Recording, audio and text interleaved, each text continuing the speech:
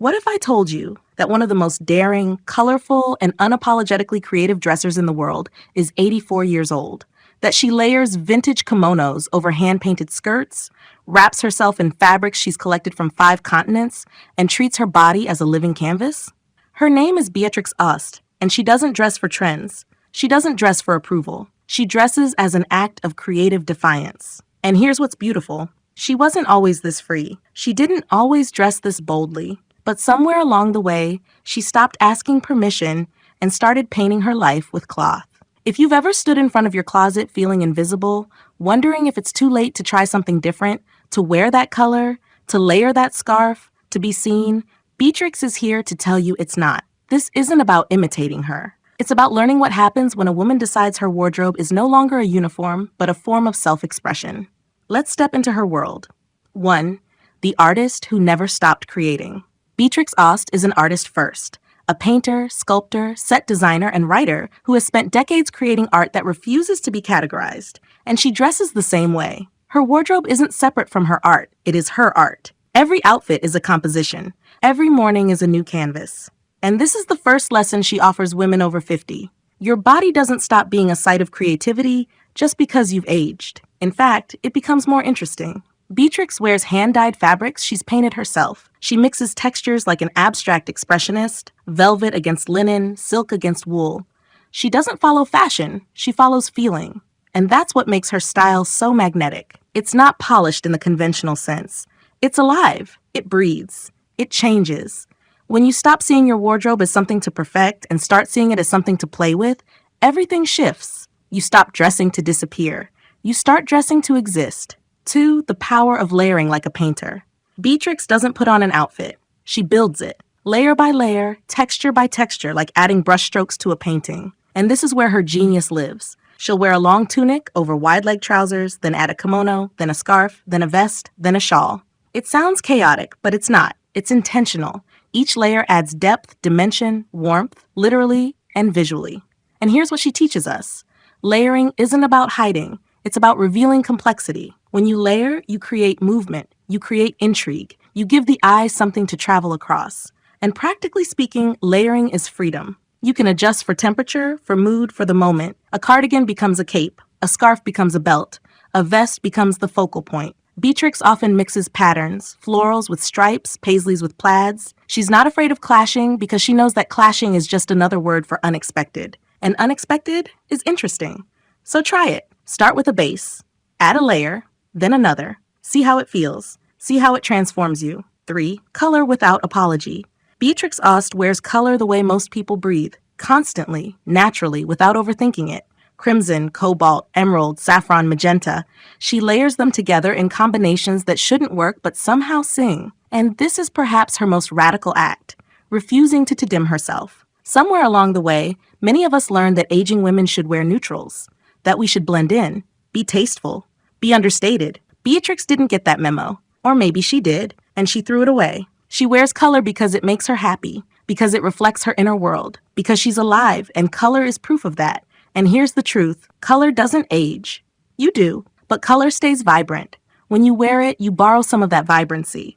You signal to the world and to yourself that you're still here, still feeling, still participating. Start small if you need to. A coral scarf, a turquoise ring, a fuchsia cardigan.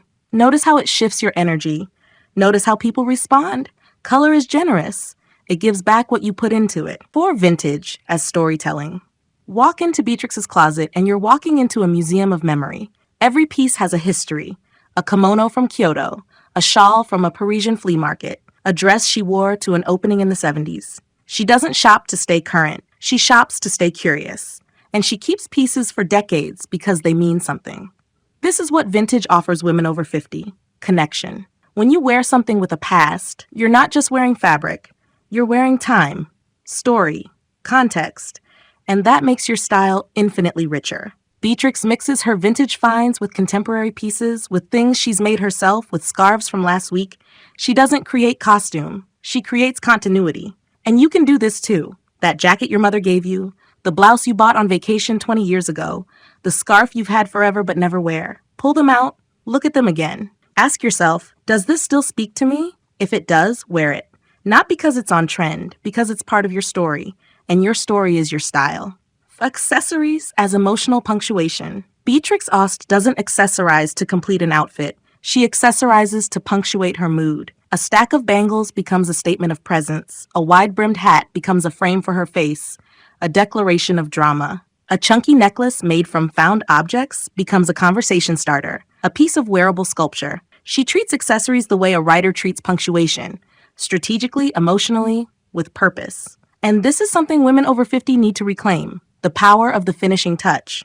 Accessories are where personality lives. They're where you can take risks without overhauling your wardrobe. A bold earring, an oversized scarf, a vintage brooch pinned to your coat. These details say, I made choices. I thought about this. I'm here.